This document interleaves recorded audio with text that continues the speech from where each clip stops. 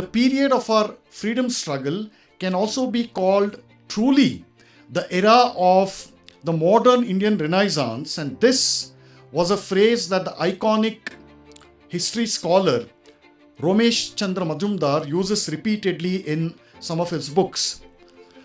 And then there is a familiar and a stale argument that it was the British who for the first time united India politically, until which time India was a disjointed mass of kingdoms which were continuously warring with each other. If that is the case, how did the people of these same warring regions, of these hostile kingdoms, how did they all come together to fight the same colonial British? The answer to this question, once again, lies in the unique phenomenon called Indian nationalism. It is a nationalism of a wholly different kind, and one of its definitions, one of its beautiful definitions, is given by a titan of Indian history, Professor S. Shrikanta Shastri, and I'll quote, "The culture of India, like the country itself, is indivisible and timeless, just like its indivisible geography that stretches from Kashmir to Kanyakumari, from Kashi Vishveshwara to Rameshwara, from Bindu Madhava to Setu Madhava. Indian culture too represents this indivisible continuum from the rishis of the Vedas all the way up to Ramakrishna Paramahamsa." This, I think, is one of the purest definitions of Indian nationalism.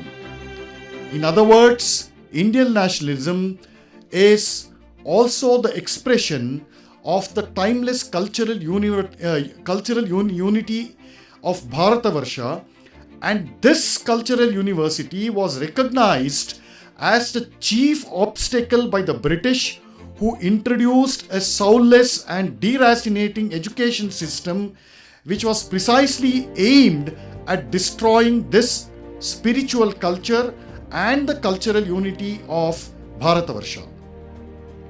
And this is precisely where an exhaustive study of the modern Indian Renaissance becomes so invaluable. A large number of truly extraordinary Indians of that period, when they saw what the British were doing with their so-called English education system, these extraordinary Indians during the modern Indian Renaissance period, they hit back against this British education with surgical precision. And you know how they did that? They did that by tapping into precisely this cultural and civilizational unity of Bharatavarsha. They used our ancient symbolism, they used our deities, they used our inspirational messages of the rishis and the sadhus, they re-emphasized and repurposed our ideals and values, and they shaped and they sculpted a deeper and a more elevated brand of freedom struggle. For example, even today, a foreign scholar of Indology, her name is Diana Eck, and she has astutely realized this cultural unity of India when she titled her book, India, a Sacred Geography. You see, she could have used any other title, but she chose to use this very pithy, very straightforward, but a title that encompasses all of Indian traditions. When she says India, a sacred geography. And that is something that today's Hindus should learn how to do. Anyway, long story short, Indian nationalism cannot be separated from Hindu culture and civilization. But yet, tragically, it appears that once we gained independence, we not only abandoned nationalism, but we transformed the word into an obscenity, into a cuss word. As numerous scholars and thinkers over several decades have pointed out, and I'm only borrowing from them, the reason why nationalism has become a cuss word is that we expelled our colonizer from our physical geography, but we retained the mental and psychological chains of our colonizers. And this is a weakness of national spirit which we have sadly still been unable to shake off, although much improvement has been made on that front.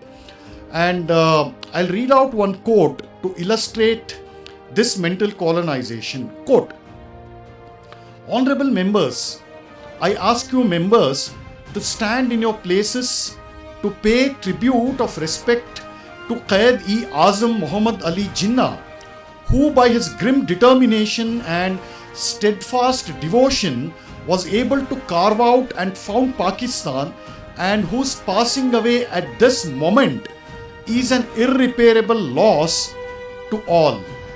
Close quote. Guess who said this? This was the Honorable First President of Independent India, Dr. Babu Rajendra Prasad. This was his address to the Constituent Assembly of India on Thursday, November 4th, 1948. If his statement in the Constituent Assembly of India, if this is not a weakness of spirit, I don't know what else is.